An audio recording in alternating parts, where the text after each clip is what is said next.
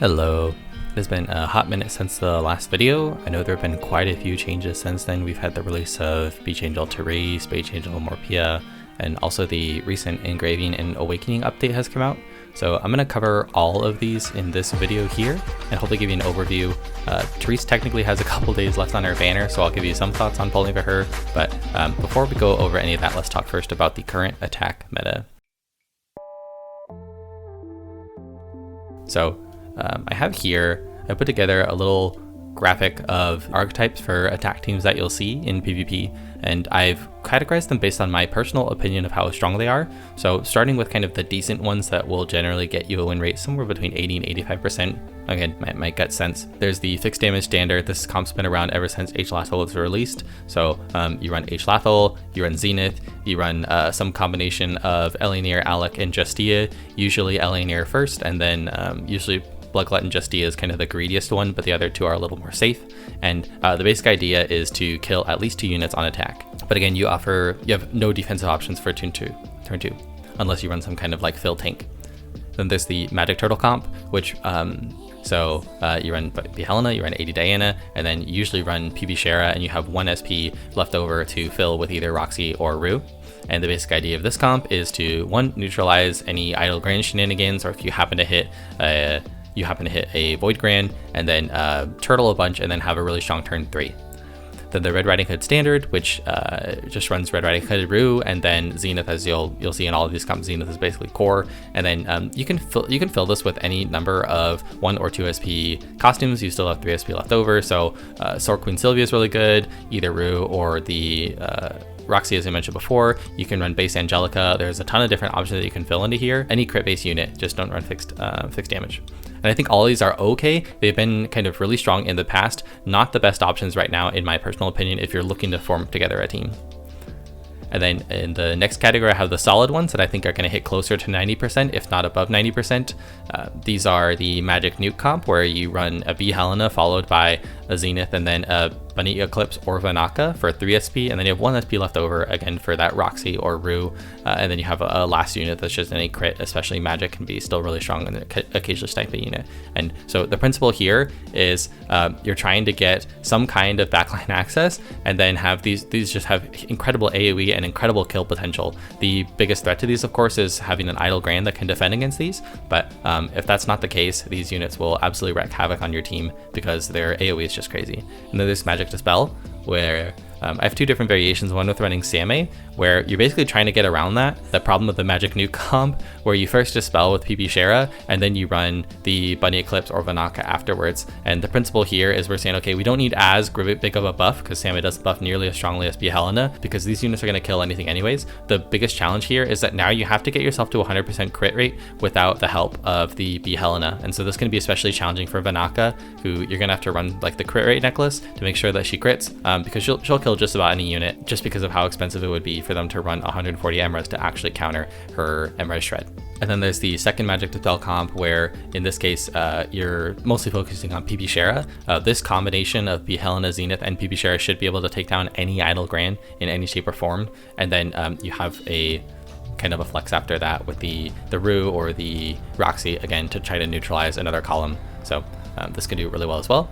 And then lastly, these comps are the ones that I usually expect to see 90 to 95% win rates. We have the Red Riding Hood Rue evasion variation. So this is kind of like what we just saw before in the decent section, except now you run a PB Justia before the Zenith, and then you run Maid Rubia, and then Vanaka. She doesn't use her costume, but you usually want Vanaka here. And the basic idea of this comp is to put together incredibly strong shields that are really hard to get through. So PB Justia will have 4 hits of evasion, and then a 30k shield from Red Riding Hood Rue. That unit is incredibly difficult to deal with, and the same thing for Maid Rubia, but only 3 hits of evasion. And then we run Vanaka here as our 5th unit. And Vanaka, the reason you could run in theory any unit, but Vanaka is a unit that on turn 3, if she's the only one alive, she she's probably the unit you'd want the most to still be alive on turn 3, because when she has her costume up, like there's just no unit that can deal with 50 MRes shred and still survive her nuke.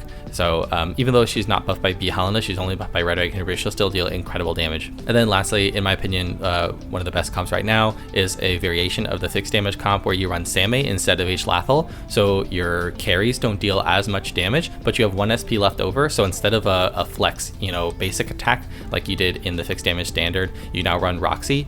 And the basic principle here is that, and you have to run Elinir because against Idle Gran, Elinir will have elemental advantage. And so this 3 combo, Samay, Zenith, and Elinir can kill any Idle Gran.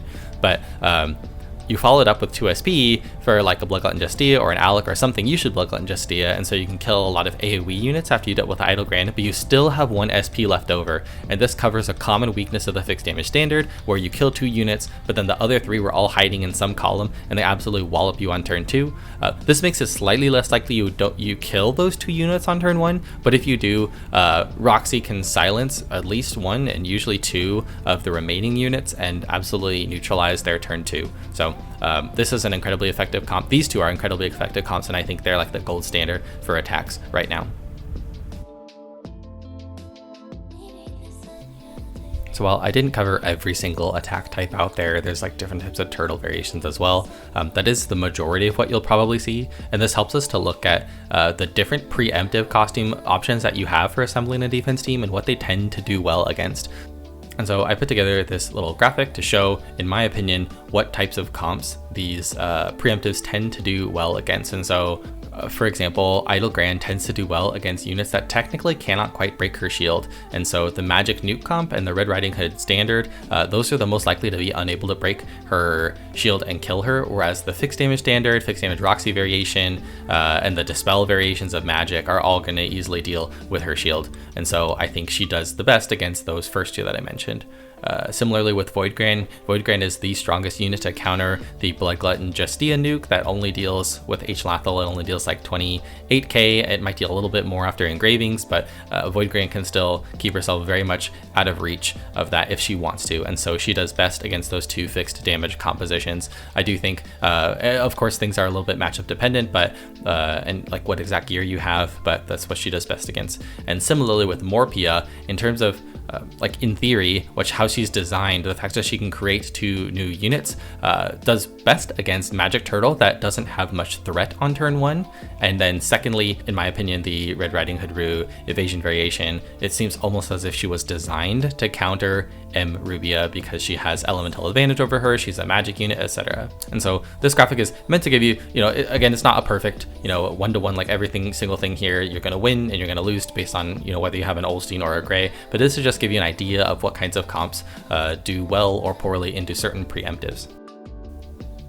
So Morpeah is designed to be a counter to evasion comps, as I mentioned, mostly because she's going to have elemental advantage versus Rubia. If you think about water units never have elemental advantage against magic because magic is, there is no fire magic DPS in PvP. It's really just Shara, it's Vanaka who has elemental advantage over water units, and then you have the eclipses as well that are unrelated. So Morpeah, even though she might in theory be good against magic comps, she never has the elemental advantage to work with. So another problem is that you cannot control the placement of the units. They're always going to fill immediately in the front to back, left to right. So in this positioning right here, they're going to fill 1 in this middle front and 1 on the left column in the second row.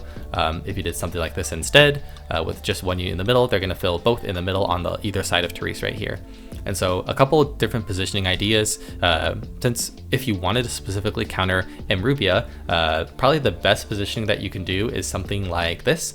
So when Morpeah casts her ability at the beginning, she's going to create a spawn on the left and right sides of Teresse, or sorry, on the left and right sides of Leclis. And as you can see here, even if they use Zenith, no matter where M. Rubia goes with her X pattern, she's only going to hit 1 unit in the front row, and 1 unit if she does Zenith on the left or right side as well, and most of the time it's going to be a water unit. So if you build them super tanky with lots of 90 defense, then almost all of them are going to be able to tank M. Rubia. Now the problem is here that you open yourself up to a lot of other positions. As you can see, if you have spawns left and right here, then Vanaka is going to come through and clean house and kill like 2 spawns and 2 carries with a single nuke. And so you might consider building Leclis maybe with more MRes to potentially survive an unbuffed Vanaka to give you a fighting chance. I'm not sure. You can think about that on your own time. But this is just one positioning idea. You can also run the PV defense, or even something like this, where the spawns come on the left and right, so that again, she hits 1 unit. It's gonna be a little bit difficult with carries though. Hiding your carries in different corners. You probably wouldn't run Ellie near, but I'm just using her for an example. An additional weakness of running Morpeah is that she, similar to Idle Grand, is an absolute SP hog. Like taking 5 SP means you only have 7 to work with on turn 2. And so you should look at your team and think, if it's, let's say their enemy is running like a magic turtle comp and you have all your SP to work with, are you using it efficiently, or are you putting some 3 SP costumes at the end and leaving like 2 SP on the ground unused? And similarly, if you're nuked, it's kind of a balance, because if you're nuked and they kill like 2 of your units, you have to think, are the remaining units strong enough to kill even without other units to support them? And that's where units like Pirate Ruby are incredibly strong, right? Pirate Ruby can carry the game by herself. Like this costume can kill 3 units oftentimes if you get the right angle, because of the incredible amount of damage and incredible amount of defense shred that she has. But a unit like Zenith has become incredibly popular in defense now to specifically deal with evasion comps, because she can get rid of 6, all the counter stacks on a unit and give a little bit of bonus damage on them. And she's 0 SP. So, a unit like Zenith runs really well with a unit like Morpeah or a unit like Idle Grand, because she gives good value to your comp, but she doesn't take up SP herself. But you'll just have to watch your own matches and see, like, are a lot of my units dying and then I have low SP units that aren't able to carry the fight, or are none of my units dying and I am not using my SP efficiently, and so I'm not able to get kills, right?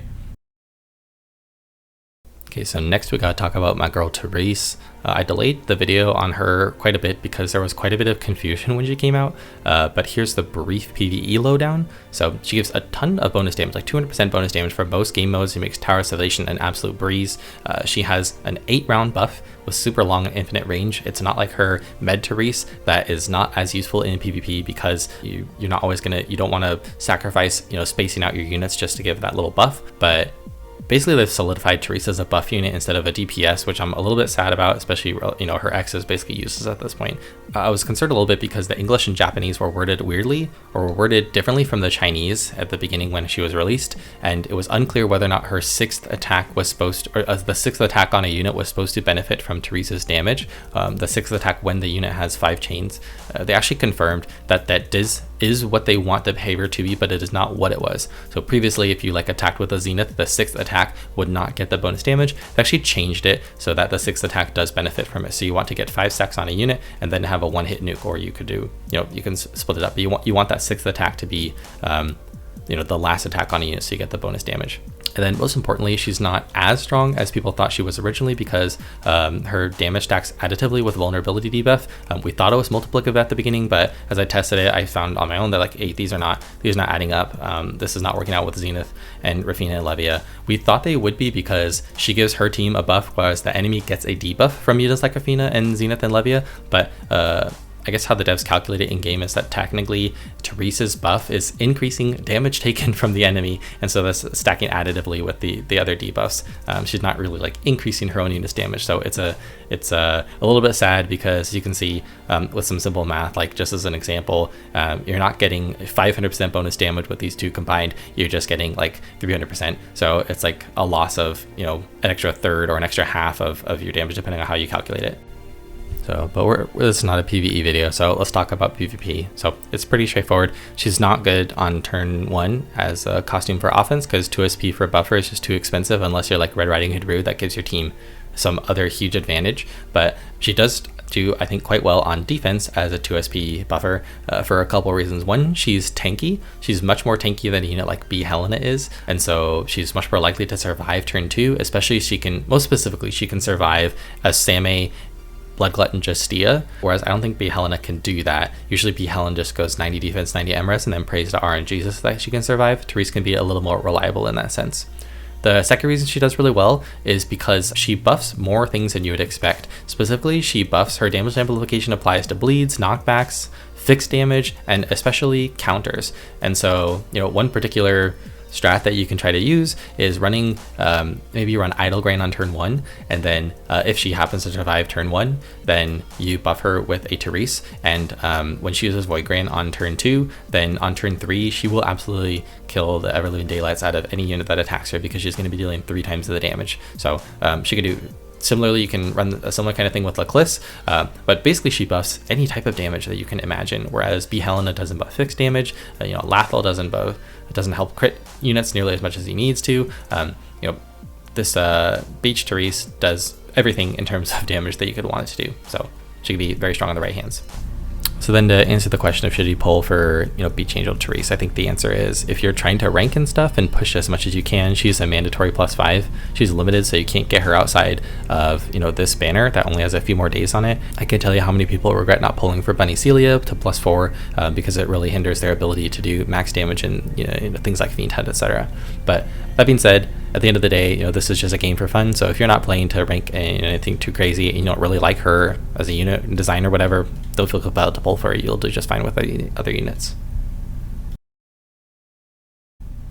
The next we should talk about the new Engravings and Awakening system that has been added to the game. This is a late game upgrade system. This gives a minor amount of bonus stats to units to make them just a little stronger in specific stats, specific states, but a few units lucked out especially, and others got screwed over a little bit. So generally speaking, Carrie's got 34 flat attack.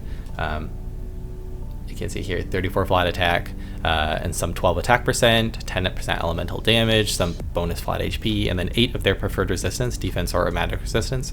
Whereas tanks got, as you can see here, Gran got an extra 4 resistance instead, and some bonus HP percent instead of that elemental advantage when you awaken her. But there are a few units of note that got screwed over a little bit.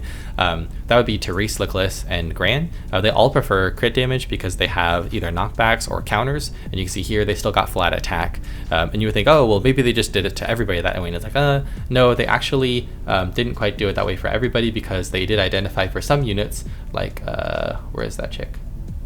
Rue. For Rue, they kind of correctly identified that, hey, she doesn't really want attack, she wants crit damage because she has a percent HP based damage. So we're going to give her bonus crit damage, and we're going to give her bonus crit damage here as well. So this chick gets 60 something percent bonus crit damage and 4% crit rate. And it's like, what? They just buffed the heck out of Rue. So Rue, that's already a PvP god, is even stronger, I think, right now, because now you can have your cake and eat it too. Previously, it would be really hard to get 20k HP for your Red Riding Hood Rue and still have a really strong kick on turn 3, but now you can do both, because Rue they care about, and they just absolutely drop the ball with every other crit damage based unit in the game. So great job, devs. The other unit that I would mention that got something special is Justia. Where is Justia? So Justia has the new potential for a new build that I saw recently that's looks absolutely cracked. But let's look at her stats here. So yeah, she has, similar to all the other units, she gets some bonus flat HP, etc. But now that she gets this 8 defense, she now has a build where she can get not as much attack, but if you put every single substat together, and every single you get the potential on her PB Justia, so that you get bonus defense, you can actually hit a 90-90 Justia. You have to give up a lot of attack, so instead of being like 3.4k or something like that attack, you'll be 2.6k attack, so you give up probably a third of your attack. But this unit now is incredibly tanky to both defense and magic resistance. And thankfully, in case she had any weakness, her PB Justia costume gives her 300% bonus attack, which helps her kill with most units in the PvP. And so I'll show on the screen kind of the build for it. It's incredibly expensive. You need BSS and CSS at minimum for your armor and your helmet. But if you can get this kind of thing, it is almost impossible to deal with. Like you'd have to know the exact combination. It is incredibly difficult to deal with on turn 2. It just seems really strong. So I'm guessing people are going to try this out more and more, because I found like, hey, I nuked it with Morpeah and Morpeah could not kill it because she has 90 MRes as a Justia. Like that's unheard of. You'll see if that works for you. See if that makes her even stronger than she already was. So both, in my opinion, Justia and Rue kind of got the best of the Engravings and Awakenings. Everybody else, it kind of just moves their numbers all up a little bit. And other units generally can't do this kind of strat because they need a combination of attack and crit damage and crit rate. altogether, and so giving up every single one of your substats tends to be a significant decrease in DPS, whereas I think Justia can get away with it because she has fixed damage and she has such a huge self buff with her PP Justia skin. So against this particular type of thing, the best defensive counter to that is 100% going to be, where is she? 100% going to be Shara. PP Shara continues to be just an absolute wonderful costume. So it's 2 SP, so it's really inexpensive for defense, and if you happen to run into the Justia, it'll hit her 4 times to get rid of her counter stacks, or her evasion stacks, and it'll hit her 1 more time. That one hit is not going to kill her because she's going to have a Red Riding Hood reshield on her, but you'll get rid of the shield and you'll get rid of the attack buff, which means she's much less likely to kill a unit, and since she already kind of has her buff, she's you have a much better chance of dealing with her either with a follow-up costume, or if you don't have a follow-up costume, on turn 4 when you get to attack again, you'll do just fine. So PP Shara continues to be one of the best counters to PP Justia in the game. As far as tier list updates go, there hasn't been a ton of changes. For offense, since neither PP Teresse or BG Angel Teresse and Morpeah are turn 1 costumes, I haven't added them to this tier list, but I have moved up a couple units, Vanaka, Samay, and B Eclipse. B Eclipse has kind of run back into the scene just because defenses are as defenses get more and more options, the number of idle grains proportionally is going to decrease a little bit as people try other things. So idle grain, which is usually the best counter to either of these nukers, you're just going to see less proportionally now that Morpeah is an option. And so these both do incredibly well in the Morpeah, so I moved them back into S tier. And then Samay I also moved back up into S tier. At first I thought, she's kind of a budget B Helena, but the fact that she leaves you an extra SP is incredibly valuable in hitting certain thresholds and stuff like that. So Samay back in S tier. I've moved Glacia, the Bonk Glacia, up into B tier. I've seen it used okay, like it does okay with something like a B Helena, so your basic comp is like B Helena, Zenith, and then Shara, and then Bonk Glacia can be used in lieu of Roxy or Rue if you don't have any other 1 SP options, so she can do okay there. Then for turn 2, I've made quite a few promotions and like 1 demotion. I do think Morpeah belongs in S tier, almost because these kind of like self-balancing with each other. If 1 or 2 of them becomes really strong, people will adjust their offenses to counter that, and then Morpeah, almost by definition, will kind of become better as an alternative. So as people, it's kind of self-balancing given that there's so many options for defense right now. None of them do really well into every comp, but a lot of them do well into very specific comps. So and then for units that I've moved up, I've moved Zenith, PP Justia, and Vanaka, and Red Riding Hood Rue, and made Rubia back up into S tier. Made Rubia is just a given. She does really well. Both these are like the product of the evasion comp with Justia. Red Riding Hood Rue, as I mentioned, this unit got she probably did the best out of all the units that got Engraving and Awakening, so I've moved her up here as well. And the Vanaka, I didn't think did as well on turn 2, just because on turn 4, she's very much a dead unit, but people continue to run her and they find incredible success because she's very much likely to kill 2 units. Similar to Justia, when you look at your positioning and you try to position to not get destroyed by a BGJ or by a Bunny Eclipse, you oftentimes leave yourself very, very vulnerable to wide line abilities like the Knight of Blood Justia and like Vanaka as well. And so I put them here as well. As you can see, most of the abilities here are like big, wide AoE nukes.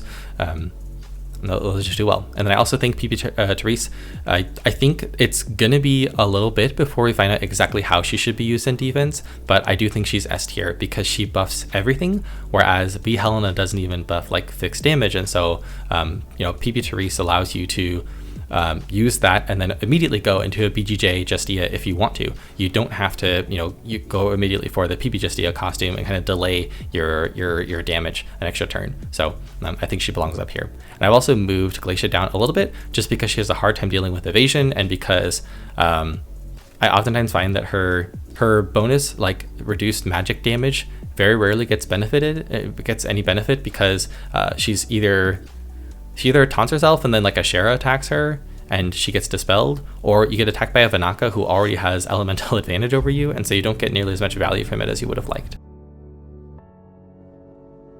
So in closing again, my apologies, this video was quite delayed.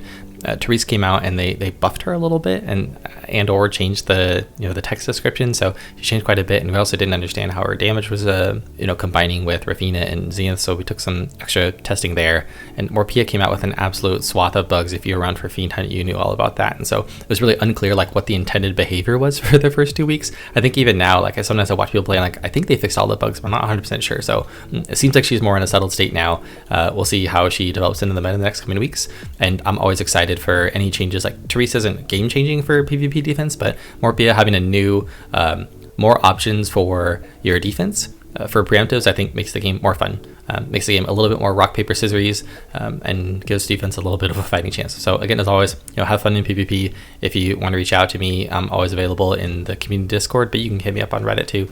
And yeah, have fun in Mirror Wars, and I will see you later.